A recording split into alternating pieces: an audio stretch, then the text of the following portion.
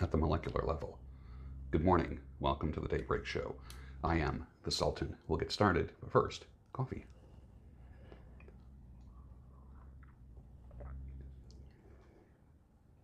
Nice. Still working on that Starbucks. Do you think people telegraph when they're going to die? Do you think people somehow know that their day is up? And they're letting you know? Do you think? Just asking. Question number 2. Do you think there are individuals, not medical people, that can tell when a person's last days are near? People that can look at someone's face and know that they're about to leave this world.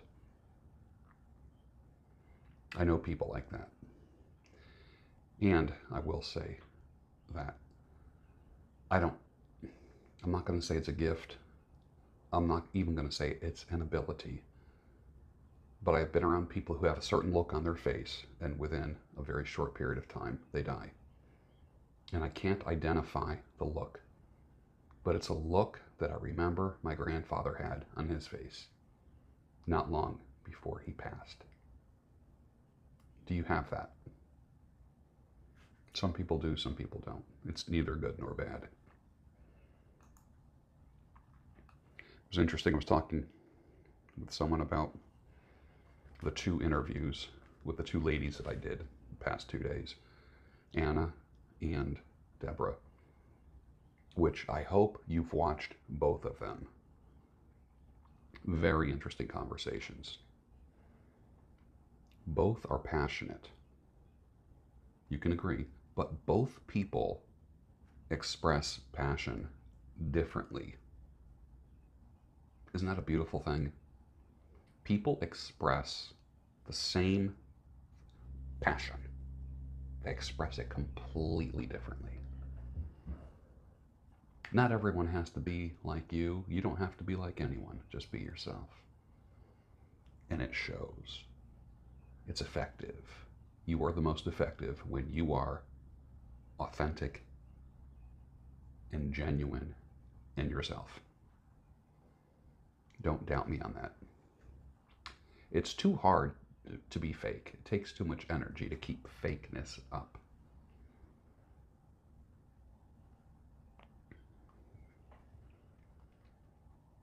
Most people love what they do, but they hate where they do it. The 2 are not to be confused. Sometimes where you work can mislead you into believing that your industry or your work is not for you.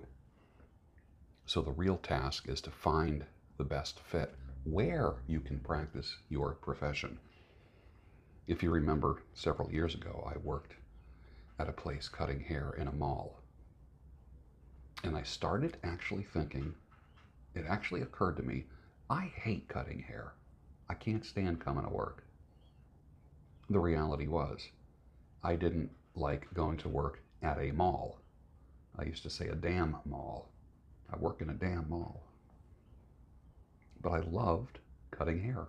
I enjoy it. It was just where I was doing it that I didn't like. It almost tricked me into believing that I should quit. Maybe you should just leave the venue of where you are practicing your trade or profession and do it elsewhere. Maybe that's the change that needs to take place. Maybe you don't need to quit your job, or quit your profession, I should say. Maybe you need to do it elsewhere. And then all of a sudden, a new joy will be found. Daddy, what are those? Son, those are called grass clippers.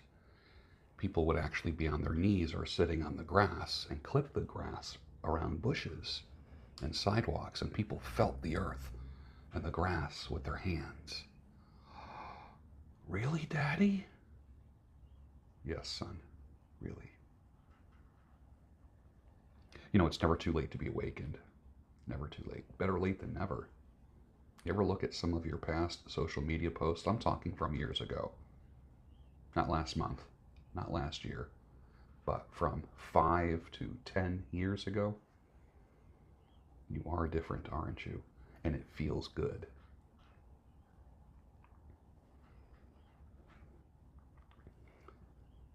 The lockdown, which is happening all over the world, in the United States, particularly in Melbourne, Florida, where my family is, the lockdown said, close your barber shop. Alfie Silva said, F you. He redesigned his life, redesigned his hair company. He started a new hair shop concept. Alfie's barbershop closed. A new hair company opened called East of Memphis Hair Company. Here's a clip.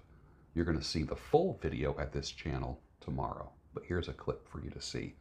If this doesn't excite you, I don't know what will. George, for the first time, and I can't remember, I am so passionate about hair again and music and putting the two of them together. I'm a whole different person.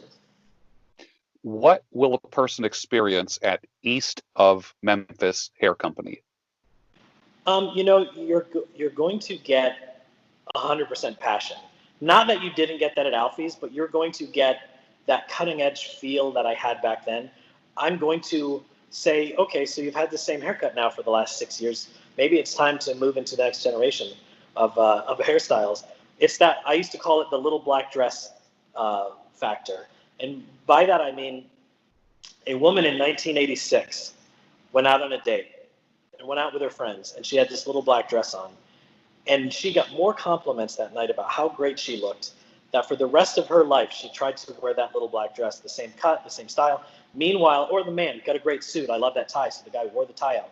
But so for all this time, you never got the opportunity to change because you thought you were at your best then. That's why we overdo a style. So now it's time to go back and get that trust behind the chair and say, no, I got you. I promise you that we are going to find a style that you're going to get that accolades again, and people are going to tell you how great you look. We're going to be a little bit more fashion forward. We're not going to be restrained as far as, well, we're this classic haircut, so we're going to give you a 0 up to a 2 with a hard part and, comb over. We don't have to live in that world anymore. It's time to, get back to some texture and maybe a little bit more length in places.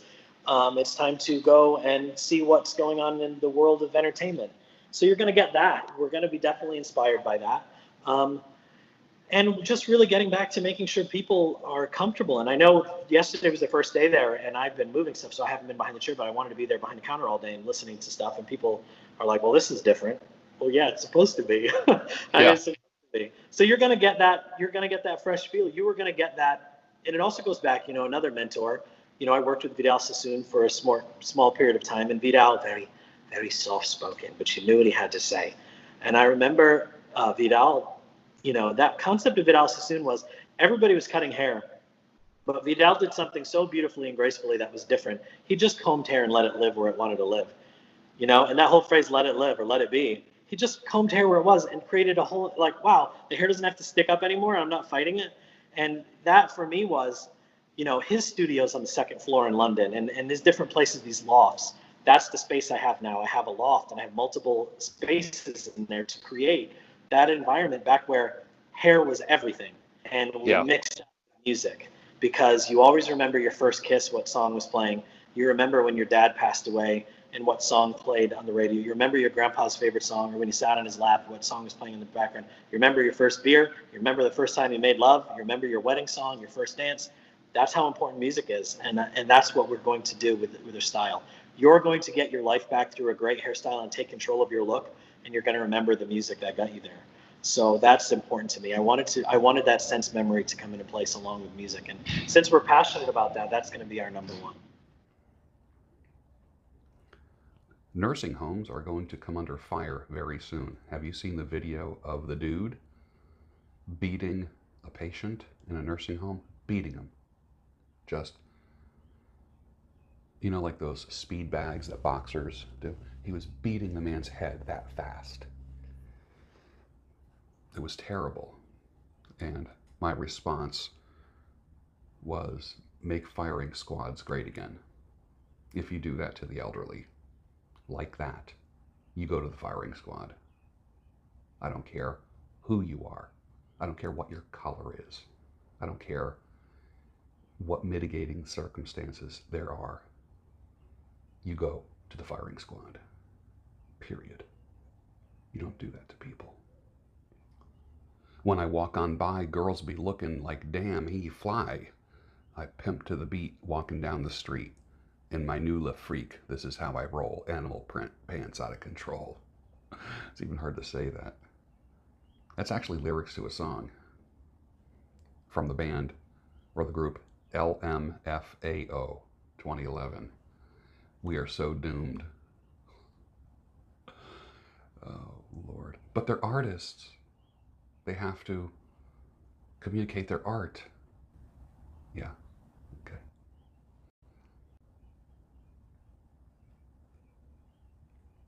Imagine a relationship where you actually help each other out. Not just screw and then have 14 seconds of pleasure and then go about life. I mean, actually both work towards something and keep the money in the family. This whole, well, we would make a good power couple. I don't even like the phrase power couple. How about unstoppable, money-making couple? It sounds better to me. From topless to stopless, my conversation with Deborah Twiss. She went from kissing ass to kicking ass and creating her own platform for her films and the films of others. You saw the conversation yesterday. If you haven't seen it, go to it. You'll really enjoy it. Ladies, do you like a quiet man? I pretty much speak only when I have to, when I'm doing studio work.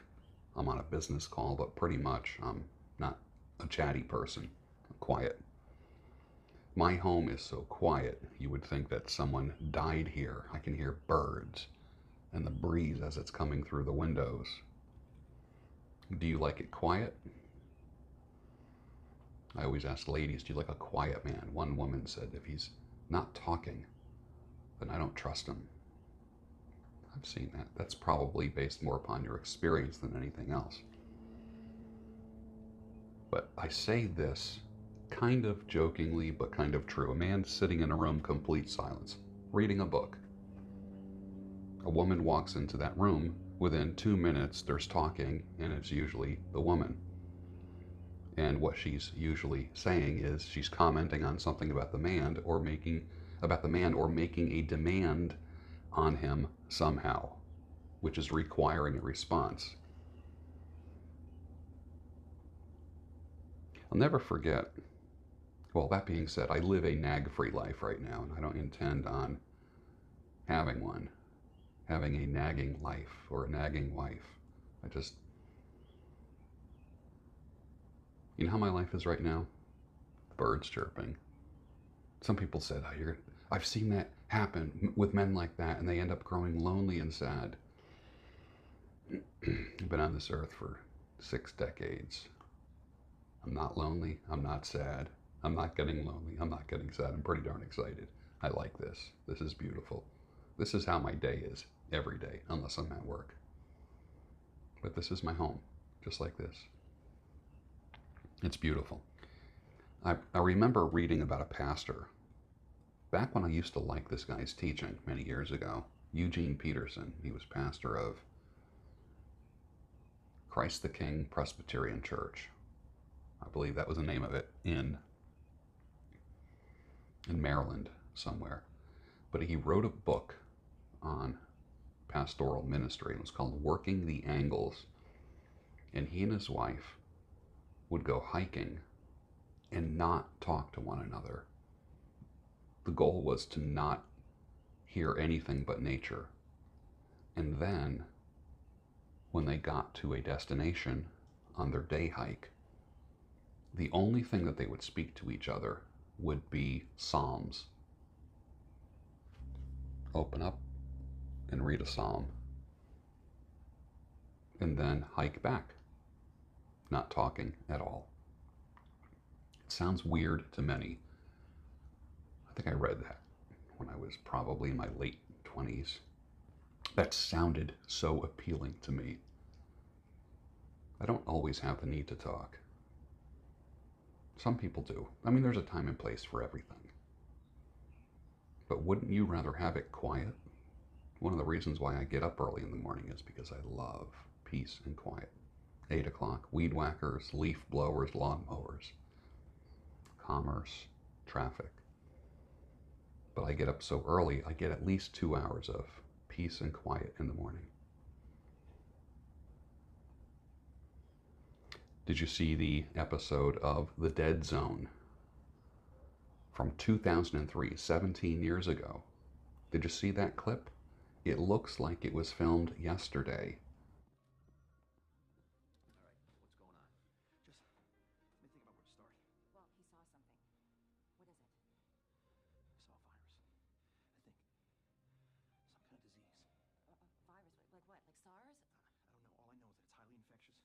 It may be fatal. Right now, we could all be infected. If we take this outside, we risk the whole town. Johnny, how big is this gonna get? I don't know. We just have to do everything we can to stop this, starting right now, Walter. He's right. All right, here's what's going to happen.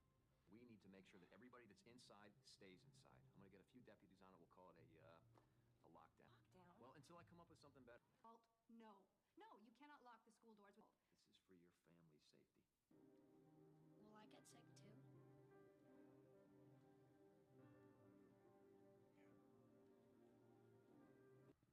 wear masks. What difference does it make?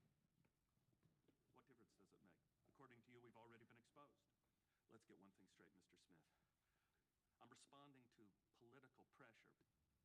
You have no reason to be scared. Let me ask you something, Amy. Animals. You been around any animals in the backyard, even let's say a skunk, a raccoon? I'm going to swab the inside of your mouth with this little Q-tip, trying to get a handle on this animal. Damn efficient airborne transmission. Blood tests and swabs aren't telling us much. We know it acts like a virus. It causes high fever and respiratory distress. Tracking and treating a mysterious outbreak like this would take the CDC months. We better get started then. Anyone who hasn't been exposed already needs to wear a mask. China. Isn't that where flu viruses come from? Yeah, a lot of viruses come from there. International flight to China? That's no coincidence. Whatever it is, it originated in China. Time is not on our side. It's like looking for a needle in a needle stack. We have ruled out all the usual suspects. Influenza, SARS, bacterial pneumonia. How long is it going to take? Well, it took 34 days to isolate the coronavirus that caused SARS, and that's fast. I'm authorizing a quarantine on everyone who's come in contact with a symptomatic person. There's got to be something I can do. On the enzyme this virus needs when they were So the chloroquine did. So the chloroquine. This is it. This is your virus. I'm sorry, but there's no cure for that. Chloroquine, that's an anti-malarial drug. No. Listen, it suppresses the enzymes.